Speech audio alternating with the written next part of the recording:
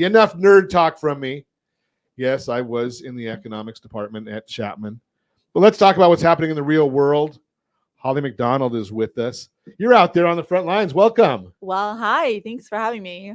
So you're on the front lines in real estate. Yes. What areas are you covering, Holly, for the most part? I'm mostly coastal, Costa Mesa, Huntington Beach, Newport Beach, those areas.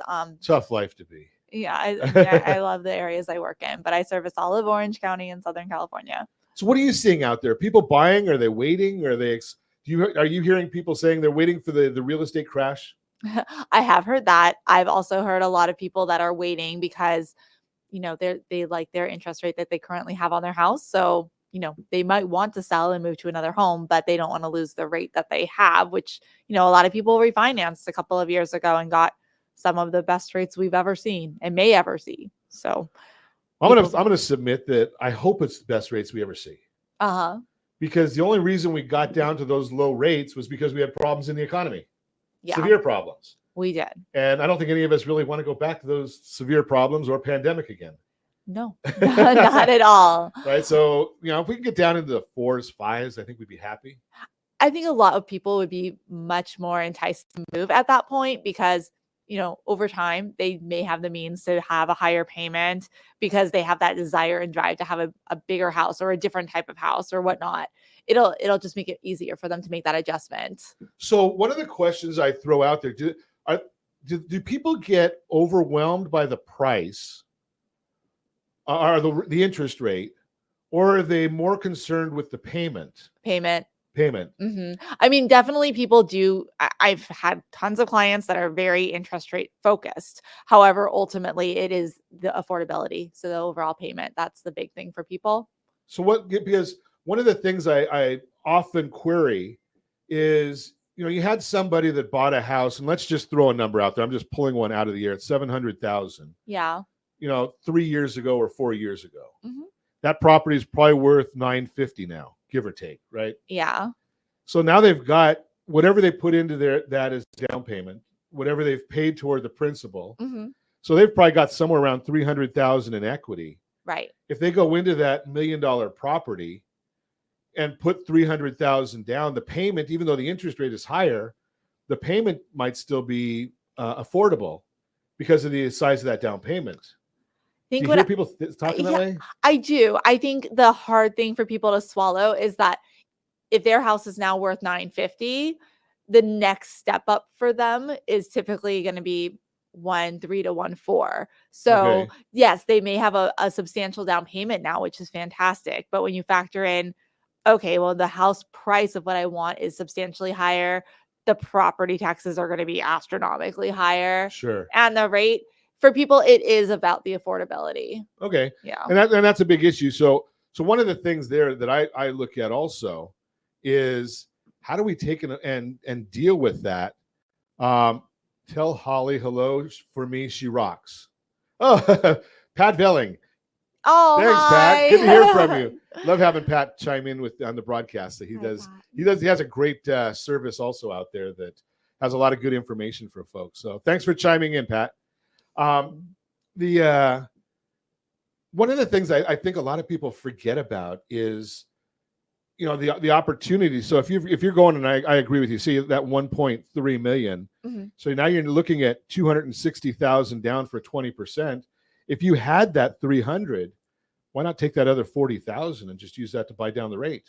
That's an excellent idea. I think there are so many things that the consumer doesn't understand they have as options. Like even people that have bought homes before start to think that they understand it all or they know the drill, but they haven't been in a position like this before where there are different options out there that might benefit them. So, I think having just the tools to understand that there are other, creative options that they might not have considered. If they're not in like the financial planning world or the lending world, they may not know that these are available to them. That's a big issue right there. And it's one of my pet peeves out there is how many people will go online and, think that they can. And it's one of the things we're hearing right now. I was at a conference last week and they said, well, Amazon wants to get into real estate or buying a house through Zillow. Oh. And, to me,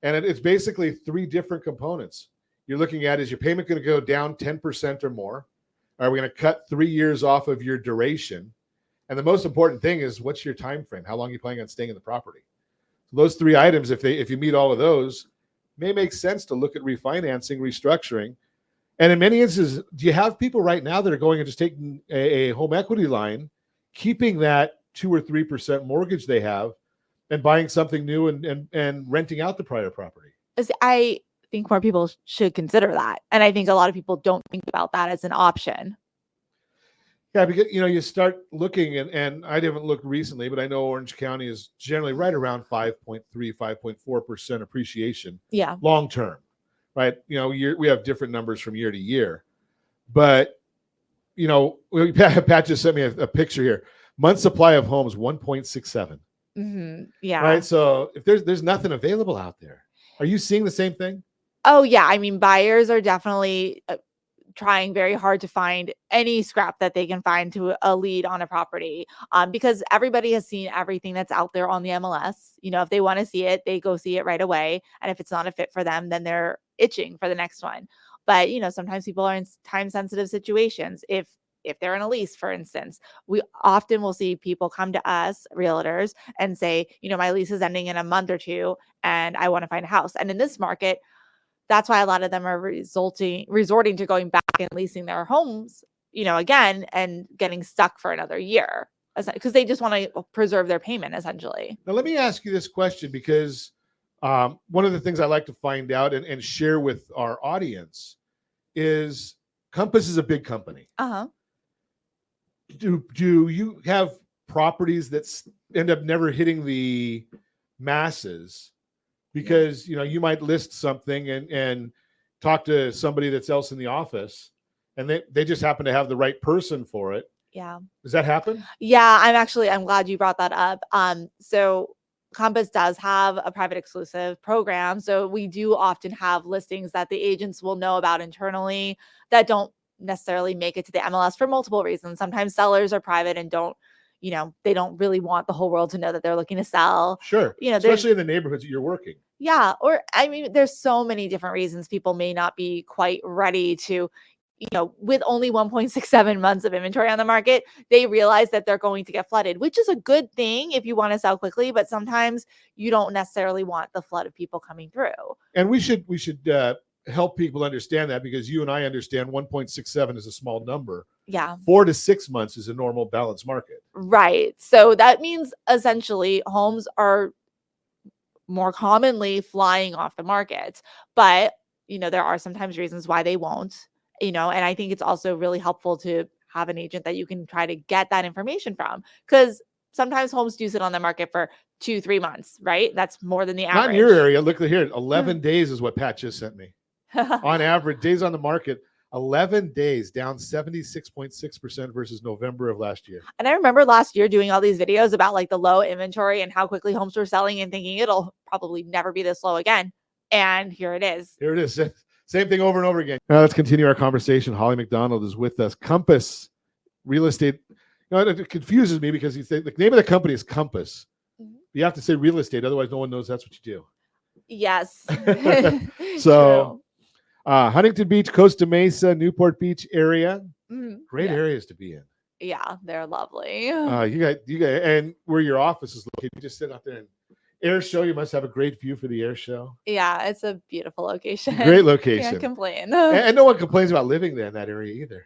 No, I mean, I think in general, a lot of people don't complain about Orange County. That's true. Yeah, there's very few areas that you wouldn't want to live in Orange County. Right. So we're pretty lucky out here all the time. But we've been talking about real estate, about your market, about some of the obstacles. Some of the obstacles might even be self-induced, right? We were talking before the broadcast about these folks that, all they want is that perfect home. I'm so glad you went there, because that's where I wanted to go right now too. So I have a background. I used to work in TV production with Home and Garden Television. And so prior to getting into real estate, I was in the whole real estate arena, but seeing it from a very different angle. And I loved it. I loved seeing how the realtors worked and how their clients responded and all of that, and then decided to switch over. But at that time, this was like early 2000s, everybody was so excited about getting their fixer upper, and they wanted to make the homes their dream homes, and they wanted to weekend warrior it and all of that. And there has been such a major shift. I think it's a millennial or Gen Z thing, but people don't necessarily want to do the work to the homes. They can't picture it. Maybe they think they can't afford it. They are too busy to be bothered with construction. So they typically want the shiny, fixed up brand new house that everybody else wants. Sure. Yeah. So I'm running into a lot of that. I mean, it is expensive to remodel. And certainly we saw costs go up for that quite a bit during the pandemic. But there are so many investors in our area because of the area we live in, and they have the means to make the homes all, shiny and beautiful. And then buyers kind of get desensitized to anything ugly. Yeah, and the issue there is the buyers are out there saying, the prices are too high, the payments are too high. Yeah. But and I don't know what the issue is, but they don't want to do anything about it. Right? Like you're saying, I mean, Yeah. if a investor, and I have an investment group that I work with, Mhm. and when we go in and buy a rundown property and we remodel it, we add profit. Exactly. Yeah. If it's an owner, if it's an owner, they're going in there and they can fix it up just the way mom wants it. Right? Because I know my wife, I don't get a vote in anything in our house, right? I mean, maybe what kind of trash bags we use, but that's about the extent of my votes. Yeah. Right? Mom gets that choice, and I could afford to pay a little more than an investor if I'm fixing it up myself for my own use. Mhm. And then it's exactly what my wife wants. Yeah. Well, definitely that's part of it. A lot of people they don't know or have the time, I think, to figure out all of the steps. Like they don't realize, you could work with a designer and a contractor, and they could do most of the legwork. Yes, you're paying for it, but you're going to be paying less than the excessive price you're paying for the house now, because you're, padding the investor's pocket and giving them profits. Sure, and that's what they're in business for. Yeah. Right. I mean, some people think profit's a bad word. I don't. Right. I mean, because they're doing a service. Yeah. I mean, I do understand that if you're already, taking as much of your savings as you can to just get the down payment, Sure, it can be but maybe you have to wait a little bit of time. Yeah. Now, let me ask you this one, because I don't know if this is happening also. So in the areas where you are, there's some big companies that have these shiny, nice complexes. Yes. And you pay a lot of money for them. Yeah. And they do everything for you. Yeah. And then if you want to go and buy your own house, maybe it's not quite as shiny. I see that so much because there are so many developments now, and even older apartment complexes that have been like completely renovated, so that they're super modern, and now they have all of these great lifestyle amenities like movies and world-class gyms and all of this just right there. So you never even have to like leave your complex. Sure.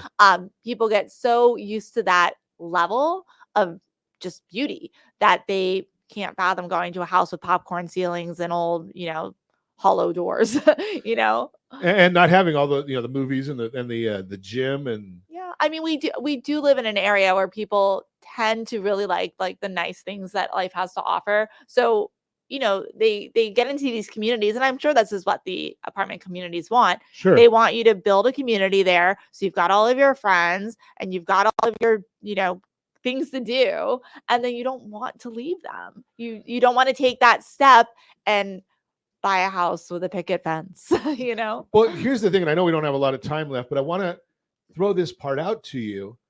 When you're renting in that really, really nice community, and it is nice, you're paying for it, but what kind of wealth are you building long term?